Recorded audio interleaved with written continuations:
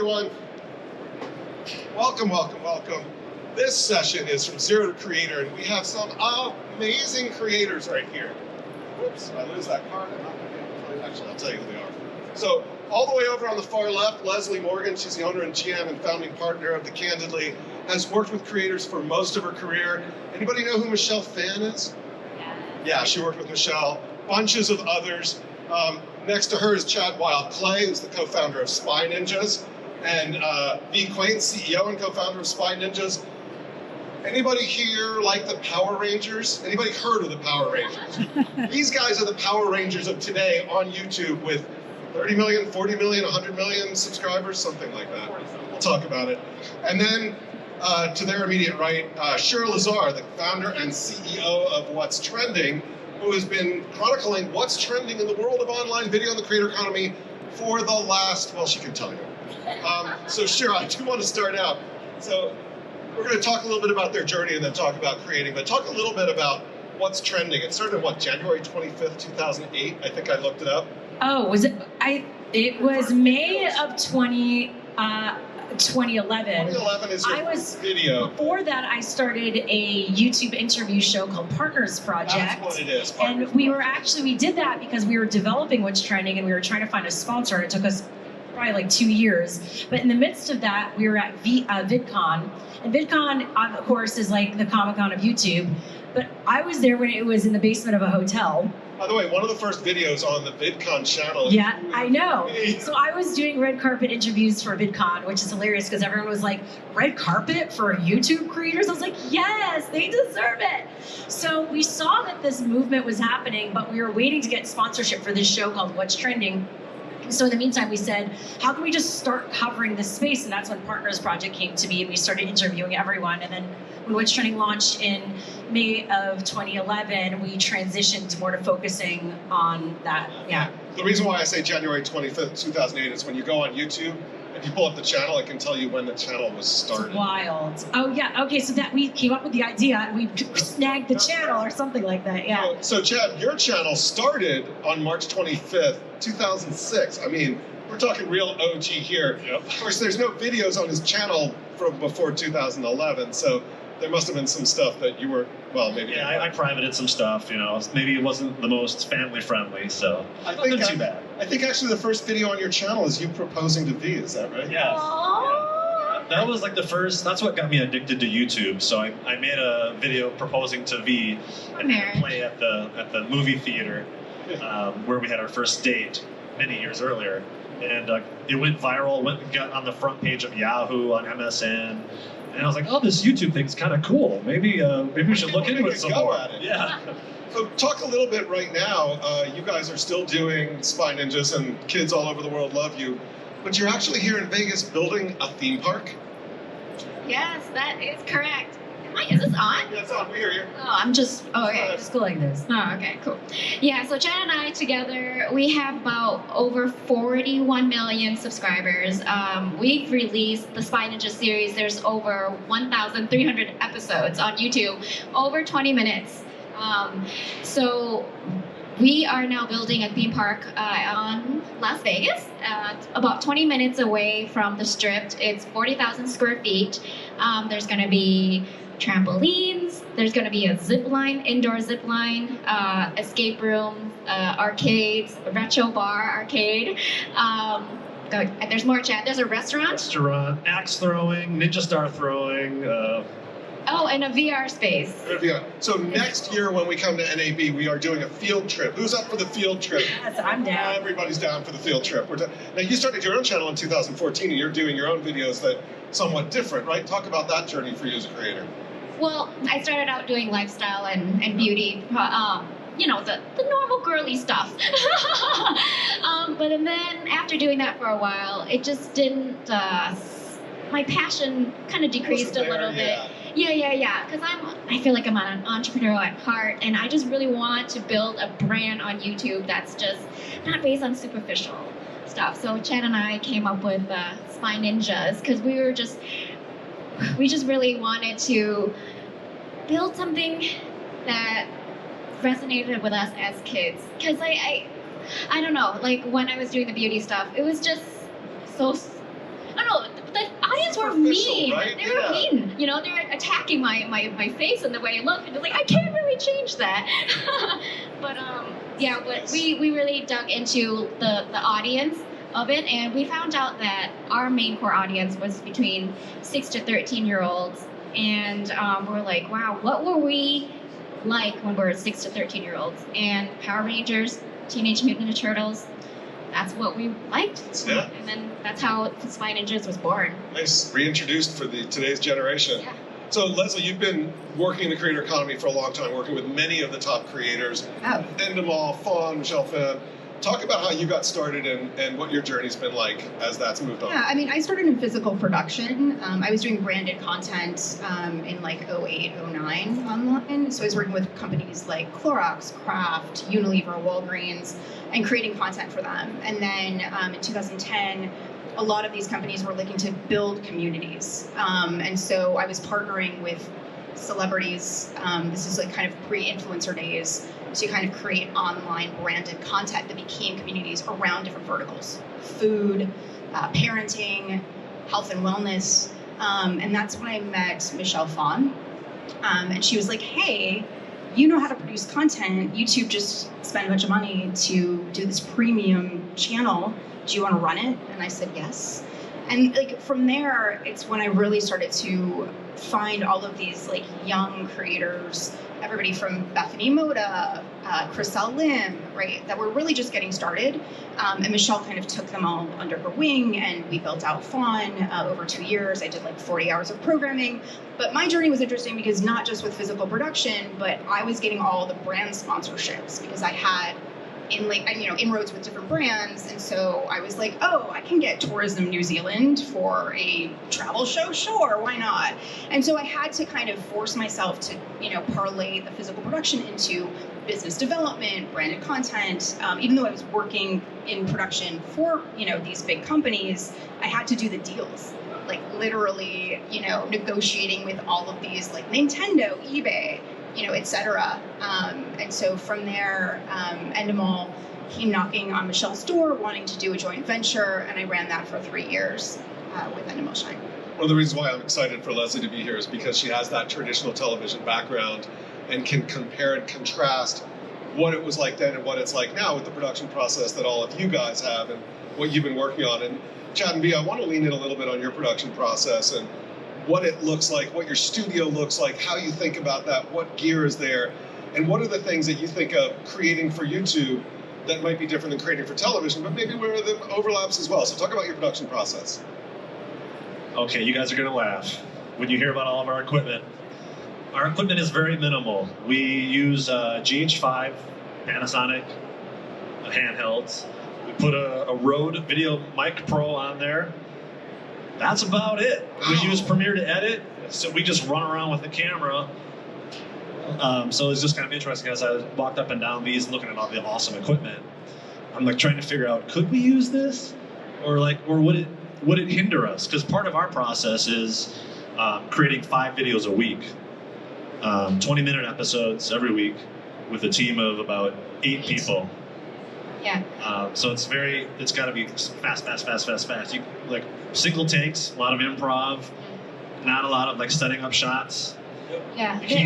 Yeah, very, very minimal, very guerrilla style.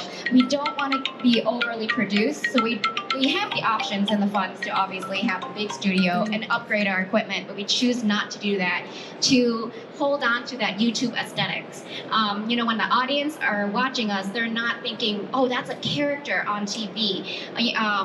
She's a real person. I'm V, that's Chad, and they're on this cool, crazy adventure. It's a vlog style, even though it's scripted. Yep. Gosh, I'm so scared to say that because a lot of our audience here think that it's real.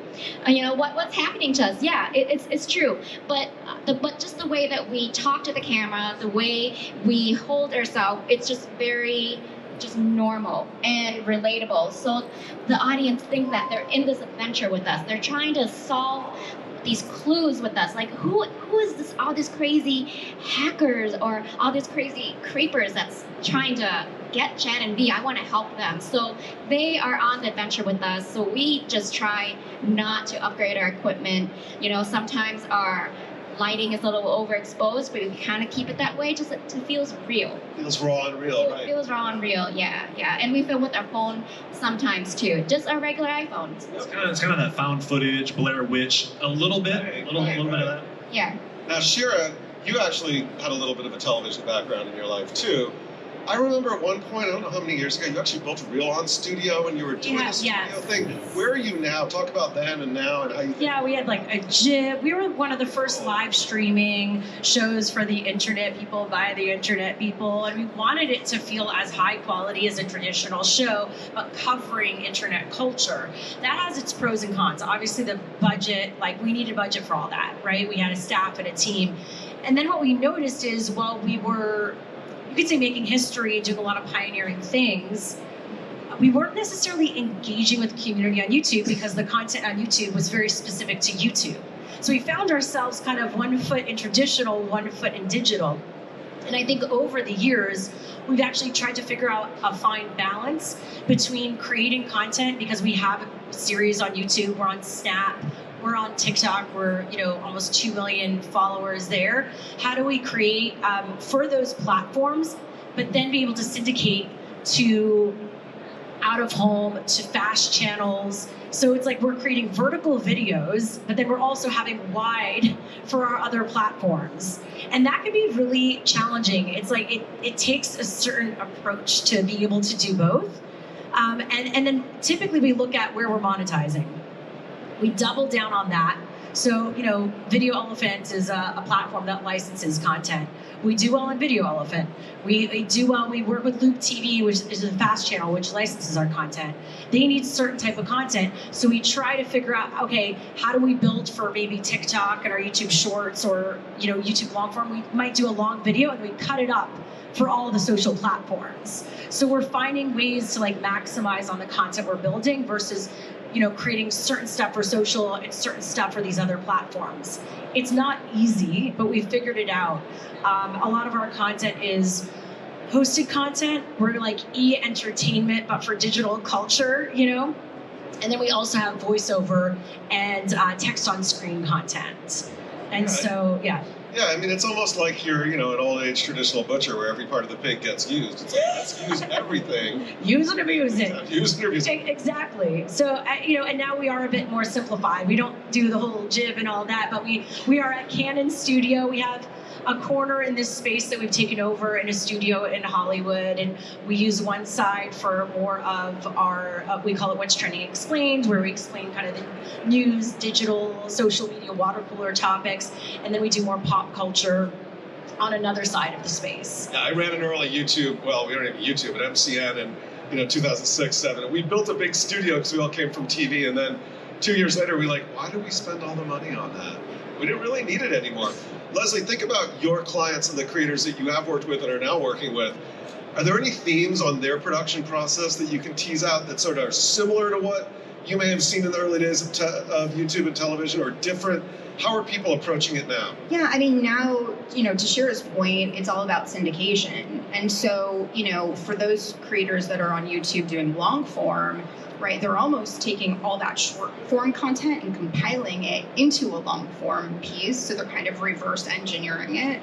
So I work with a lifestyle creator specifically. And so if she's doing different fashion content, right, she'll basically create a thread across 5 pieces to create a long form piece, but then ensure that that's going out to TikTok, to Snap, to Reels, etc.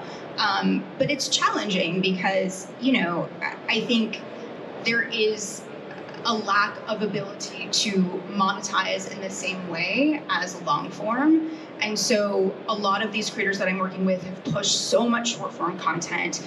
It's actually cannibalizing their audience a little bit. So it's kind of figuring that out. So for example, right, so, let's say you've built over the course of 8 years a specific female demographic, and now you're just pushing out a bunch of short content. The algorithm is such where it's showcasing that across everybody.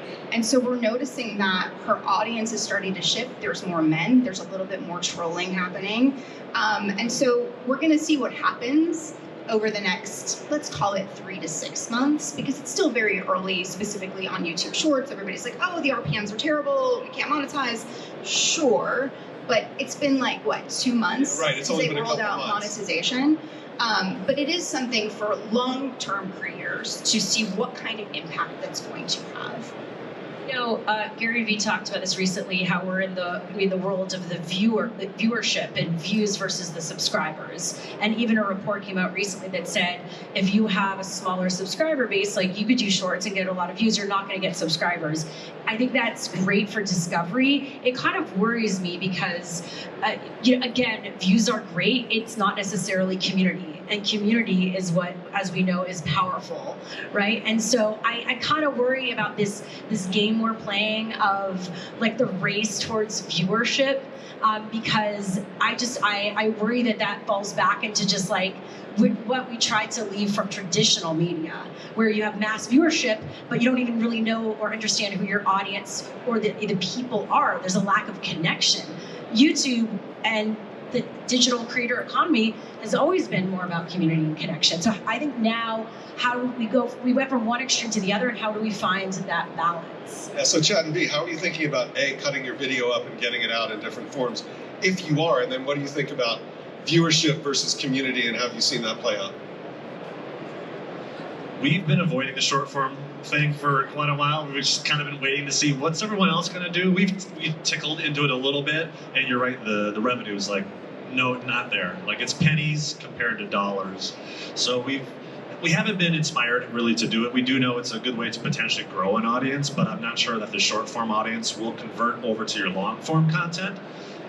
So I think it's just too early to tell for that stuff. Yeah, I think we look at it more of a marketing strategy rather than like a viewership kind of. What am I trying to say, Jen? You know, it's like awareness rather than like intention or conversion. Exactly, not building an audience, but more of marketing and PR. So that's just how we look at it. I'm curious. I do a weekly newsletter on LinkedIn about the creator economy, and I wrote this week. I just posted about a couple hours ago about Snap and about creators on Snap who are mining for jewels and making 6 figures in some cases in a week. Are any of you turning the screws and the keys on Snap monetization? Leslie, go. Yeah, so I have 2 creators right now.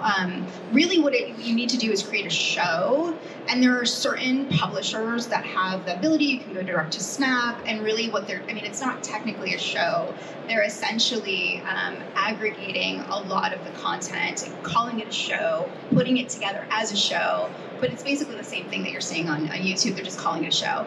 But the shows are what is actually creating the ability to monetize. So for one of my creators, I was like, all right, let's just try it and see. She got some of her content spotlighted. What I have seen, if you don't have a show, it's very spotty in terms of the revenue that you can get. And this is like through a handful of creators. There's another creator that's trying it out because she uses so many filters through Snapchat. And she's been getting basically asked through Snapchat specifically if they can license some of her content, because it is blowing up on all these other platforms. But same thing, you know, I've heard the same, right? That it's like, oh my God, tens of thousands of dollars. And I think like any platform, you can certainly game the system and that can work for you. But it's primarily, from what I'm seeing, working with show content. Show content. Shira, what's your experience if you have any? Yeah, we started working with Snap on, it was before the shows. What was the other thing they were doing? And they're paying us Spotlight. There was Spotlight. They're paying us actually per video, not a lot. But we're like, okay, great, we'll do this, and then we'll, you know, at least then it pays, and then we'll put it to other platforms, right? But there was a max to that. Obviously, we weren't making off other revenue, it's just like per video. Now we are doing the Snap show, and yeah, depending on viewership, we can make more per month. We have 2 shows. But yeah, again, as more people discover this, people start like hacking it and doubling down. And you have so many shows, and then no one's getting discovered. So there's this like, again, fine balance of playing the game. Like, how early are you? How many shows are you doing? How many resources are you willing to invest and put in to get back? So, you know, you have a lot of people trying to game it, right? Yeah. And it'll be interesting to see what happens. It's interesting because you talked about syndication, Leslie. You talked about syndication and being all about whether you're going on fast channels or other things. Chad and B, are you guys doing any syndication? Have you got a Roku channel? Have you got? How are you thinking about that developing? Yeah, so we are uploading our content onto Amazon Prime as well as Roku. And there's some other places too. We go through like an aggregate. I don't even know where they put it all. And it's nowhere near what YouTube brings. So YouTube is just where the audience is at least for the younger demographic. So I think Amazon and Roku and them have some work to do to get the younger audience over to them. And I think one of the things, maybe this goes back to one of your earlier questions, is the community. Those platforms don't allow you to develop a community like YouTube can. So YouTube, you go down in the comments section, and as creators, we'll go down there at least for the first hour of uploading every video. We'll be down there talking to people, communicating with them, answering their questions. They're giving us their theories on what they think's happening in the story, and we'll kind of be like, oh, maybe you're right, you know. And we'll even use comments from the previous video in the next video's content. Like, you guys told us to go travel over here and check for this clue.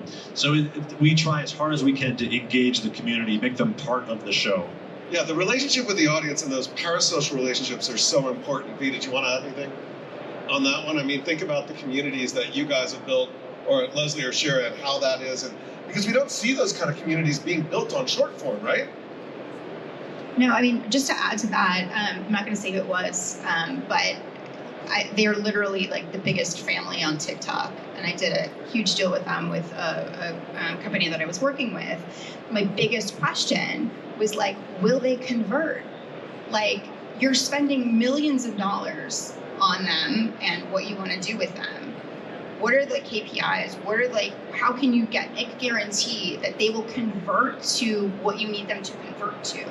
Because they're not necessarily you're scrolling. It's a very different function than sitting down, watching a longer form video, engaging on comments, and binging all of that content like so many of the young people do with your content, right? And so, and come to find out, they didn't convert the way that they had hoped that they would. And again, this is a family of creators that have about 150 million on TikTok. Yeah.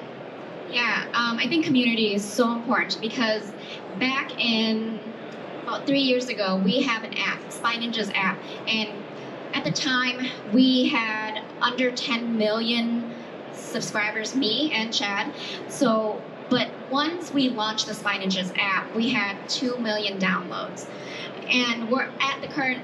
As of right now, we have over 10 million downloads on app, the Play Store and the Apple Store, and that's real conversion. It's real conversion. And when we launch our soft goods and our toys at Target, it sold out in the first hour. Wow. And this is young kids who have to convince their parents to buy products for us. So I think that is true power conversion. And I think that's because they actually think of us as real people, and we communicate with them through the comment section, but just really engaging, talking to the camera like they're real people and not an audience. And I'm just imagining talking to my friend while I'm filming, right. and just treating our audience like they're equals. Even though they might be younger or older, but just trying to talk to them like they're our peers.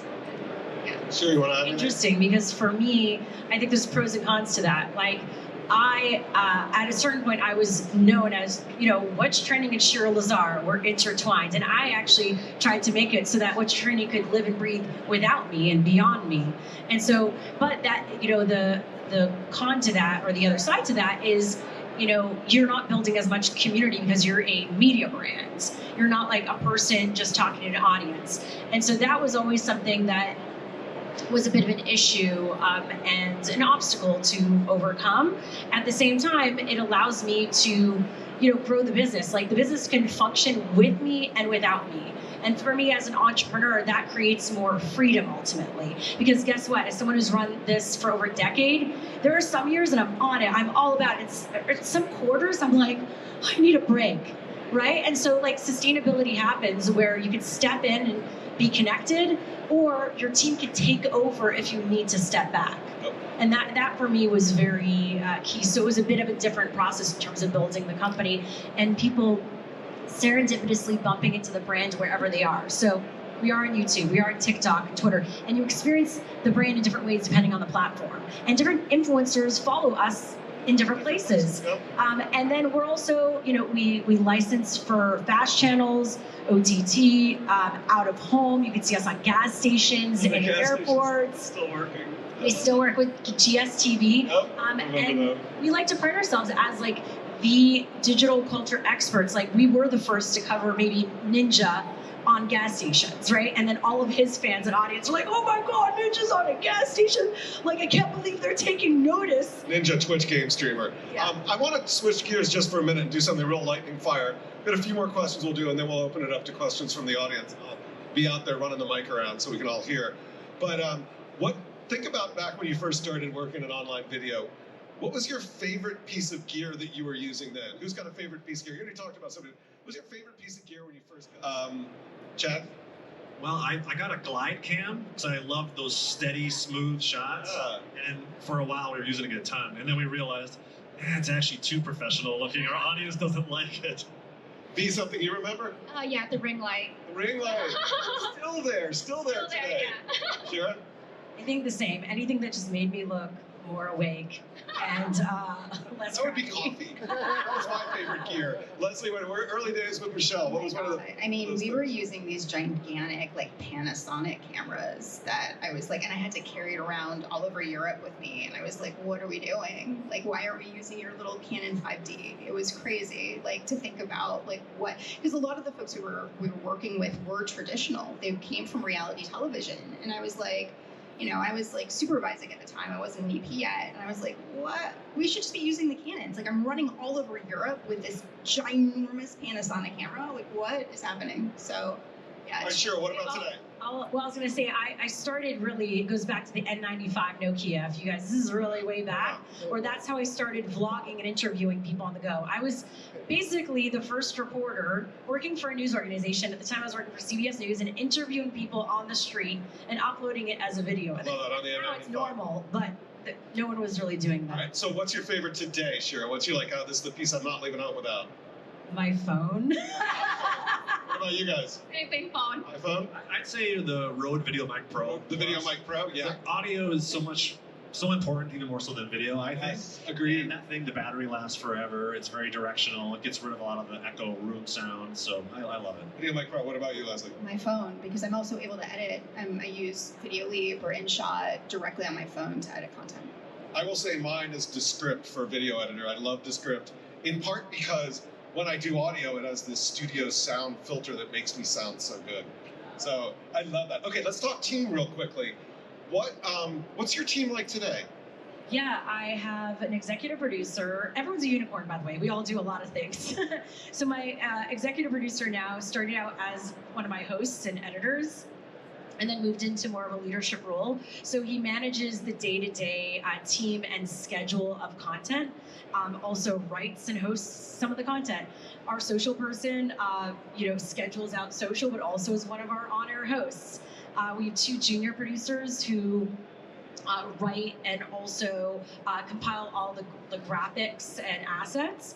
And then we have 1 editor, oddly enough, that does like a lot of the bulk editing. Okay, so in how many minutes of content do you think you produce in a week? We do 5 videos a day. Okay, so how many in a like, week? 5 times 5 25 times. Yeah, like each 5 videos. Each video could be like 1 to 2 minutes times 5. I'm really not good. I'm more of a creative. No, that's fine. I was a math major, so that's like 50 minutes up. That's like almost an hour of video, and then you cut it up in different places. Yeah. Okay. Chad and V, talk about you said 8 people. What do those 8 people do? And then if you can think about how many minutes you do in a week, go for it.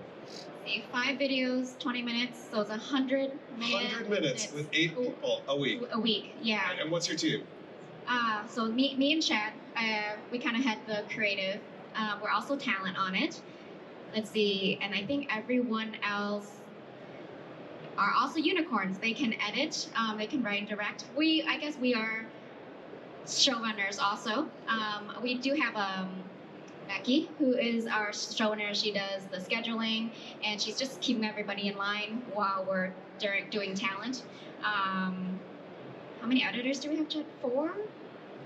5 now. But yeah, I agree with the unicorn statement, and that's kind of what we've always looked for too for talent is can they, if they maybe start in editing, can they advance to maybe doing some writing? Can they do some Photoshop? Can they do thumbnails? So we do look for multi-talented people, and I think everybody on our team is like that. Yeah, they do start out as editors, and then we kind of promote them into writing or directing if they show skill set. Yep. Leslie, what are you seeing with your clients? Yeah, I mean, I see the same, unless they're at the point where they're starting to get over like 10 people. Like once you hit like 20 employees, 50 employees, like I'm a big advocate of like specialization, because it doesn't, like the unicorn model will not work anymore. It becomes complete chaos. And what happens with creator-led companies that I've worked in as kind of an interim COO level is they want everybody to be a unicorn all the time. Even like the people that are CEOs of those businesses, they want to still be script writing and doing all the editing. And I'm like, no, you have people to do that. So go do your thing while they're doing what they need to do. But yeah, I mean, I think for smaller businesses where it's like 2 to up to maybe 10 people, I think having a variety of skill sets, so let's say you can do thumbnails and edit, and you can shoot and edit, etc., that's really critical. So I'm curious, and the last question before I go and ask you guys for your questions is about audience retention, growth, and metrics. None of you said specifically my audience development person who's doing my thumbnails, but how does that work? And Leslie, I'm going to start with you. When you think about your clients, how do they think about optimizing for the algorithm and packaging their videos together and putting it on platforms and then looking at what happens so they can lean in and grow? Yeah, I mean, I think they've become, I mean, a lot of these creators have been on the platform for years, and so they're always at the forefront of what is happening from an algorithm standpoint. I think when I'm working with more creator-led businesses, a lot of those CEOs still have that knowledge, but I'm finding, like, let's call them channel managers, audience development people, to really be assigned to oversee that and ensure that the creative is being informed. So one particular client I found a channel manager for, the EP was like, let's just try this, And I'm like, but what is the actual analytics saying for you to do? And nobody was really leaning on that hard enough. And so once they got that person in, they were really able to strategize better in terms of understanding the content that their audience wanted to see and doubling down on that. And how do you guys, Chad, do you think about audience development? Is it you guys out there like looking at the numbers and seeing what's there and seeing what worked and what didn't and what your click-through rate is and all that? And you guys are going, yes. Oh, yeah. Talk about that. Yeah, I've always been a little obsessed with YouTube analytics, and they keep giving us more and more information, which is great. I think that's one thing that's different than traditional media, is they give you how long are people watching each episode, where are they leaving, where are they clicking out. So yeah, right now we play a game weekly with our entire staff. We call it the numbers game. So we review all the videos from the last week, and we have everybody guess, okay, here's the thumbnail, here's the title, what do you think the click-through rate is?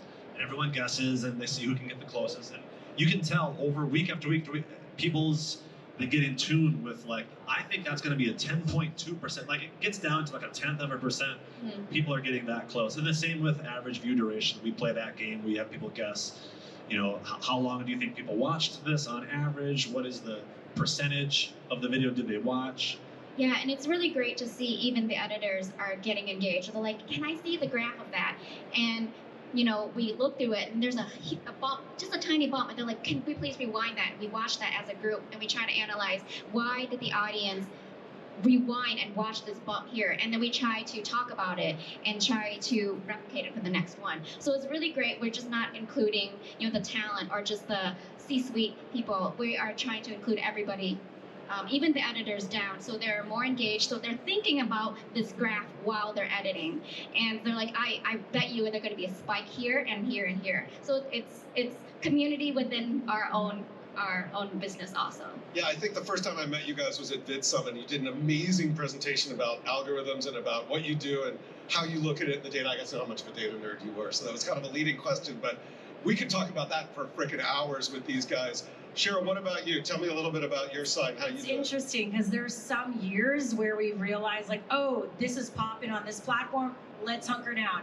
And at a certain point, if things are not working, but it's working on another platform and there's money there, we kind of need to start focusing on that. A lot of times you become so attached to a platform that worked at a certain point, and then you're just like killing and for it to work, and it's like a bottomless pit of energy and time and resources, and you need to kind of let go and say, we're still going to put content here, we still care about it, but right now this other thing needs our energy. So at a certain point, that means sometimes our platforms where we're licensing, we're seeing a lot of money there. And we're like, you know what, we need to double down there right now. It doesn't mean we're stopping to post content on YouTube. But the reality is, it's difficult here. And so we're going to kind of go back to that and really hunker down at another point because we have such a small team, right? If we get too lost in it, we could lose track of where the opportunity is and the money. Yep. But we are doing, I'll just say, weekly also kind of meetings or monthly looking at social overall, where we've grown, what's worked, like solutions to move forward. Our Snap series, we are like hunkering down on the thumbnails because we're seeing monetization there.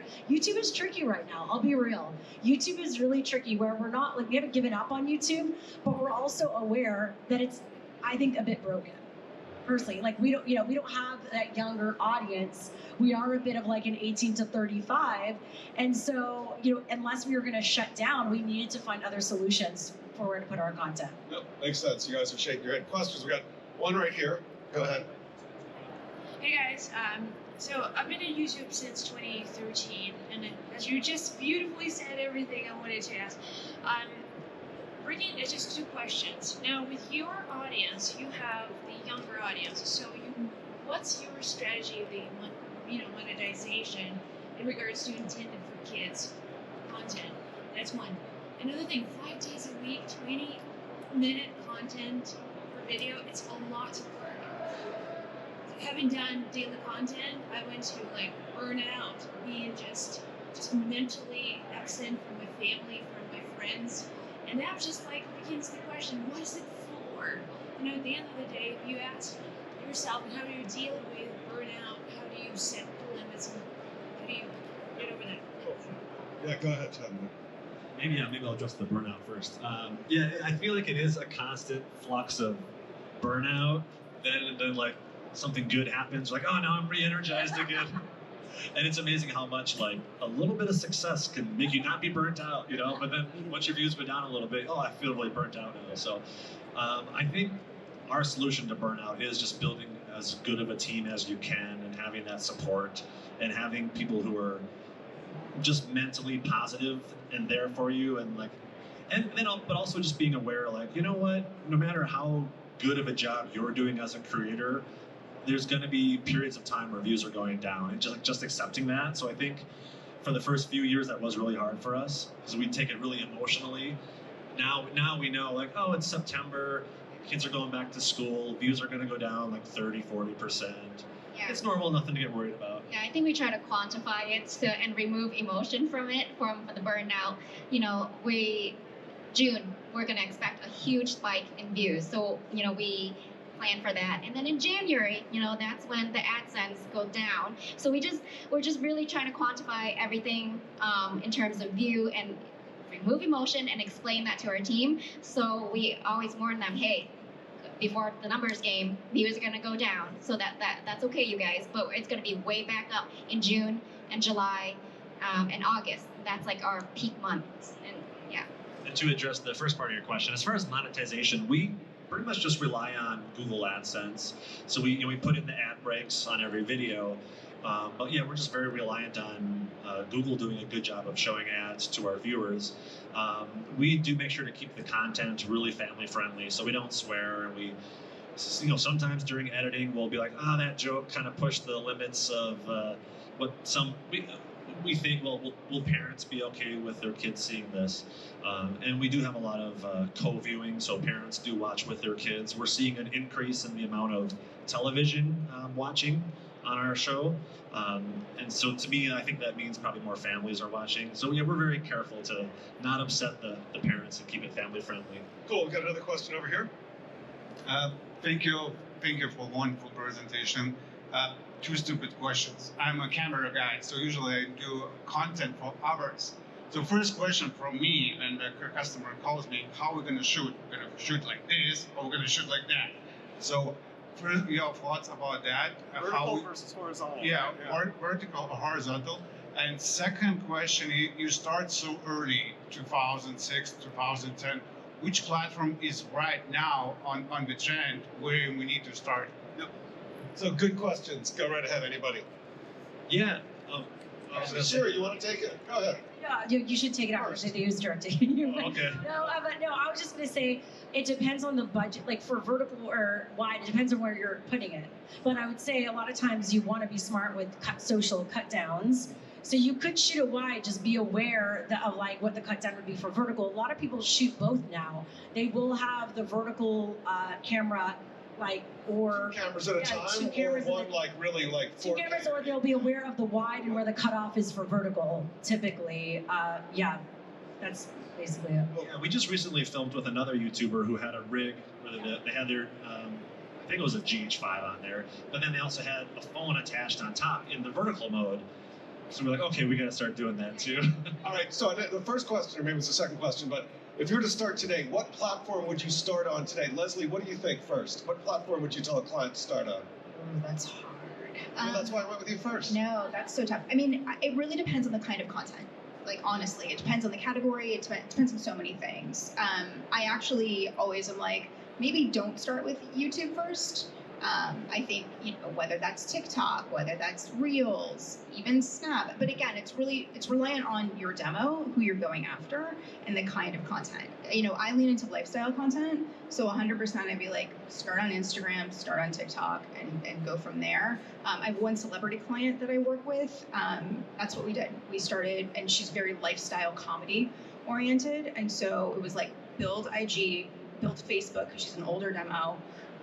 And then we just launched a YouTube channel for her, and I've been with her for 3 years. Sure, what platform you tell somebody right now to get on? Just starting. I agree. I think Instagram and TikTok are the most like discoverable and manageable right now. And then once you build there, yeah, maybe go long form or start moving into these other more like, so I would say long-term platforms.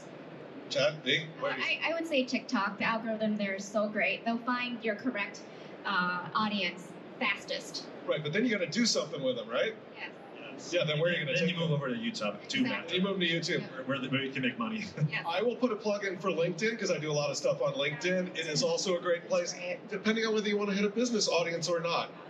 We could clearly talk about this all day. I know there's a lot of questions, but unfortunately, we're done. That's the end. I really want to thank Leslie, Chad, me, Shira, all of you guys, NAB for having us here, the great production team over there, making sure it sounded good and looked good. Thanks for the closed captions, by the way. That is those amazing. captions are awesome. Yes. And we'll be back on the stage around 1 o'clock talking about Zoom and some of the new things that they're doing to help creators as well. So we'll see you then, and then there's another session here in about 20 minutes too. Give it up for Jim. Thanks, guys. Thank you all. Thanks, guys.